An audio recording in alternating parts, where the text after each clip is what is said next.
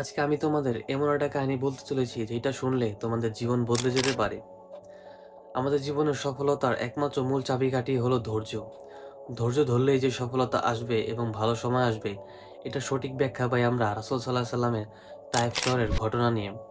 রাসূল সাল্লাল্লাহু আলাইহি সাল্লাম যখন ইসলামের সত্যের বাণী প্রচার করতে তায়েফ শহরে গেলেন, তখন সেখানকার মানুষ সেই বাণী গ্রহণ না করে উল্টো রাসূল সাল্লাল্লাহু আলাইহি সাল্লামের উপর পাথর নিক্ষেপ করতে থাকেন। পাথর নিক্ষেপ করার এক পর্যায়ে রাসূল সাল্লাল্লাহু আলাইহি সাল্লামের শরীর থেকে রক্ত পড়তে থাকে। সেই সময় ফেরেশতাগণ এসে বলে যে, আপনি অনুমতি দিলে এখনই এই শহরকে ধ্বংস করে দিব। সেই সময় রাসূল সাল্লাল্লাহু আলাইহি সাল্লাম বলেন যে, না, আজ হয়তো তারা এই বাণী বুঝতে পারতেছে না, কিন্তু তাদের সন্তানেরা আসবে, তখন এই বাণী বুঝবে এই সত্যের বাণীর মূল্য কতটুকু।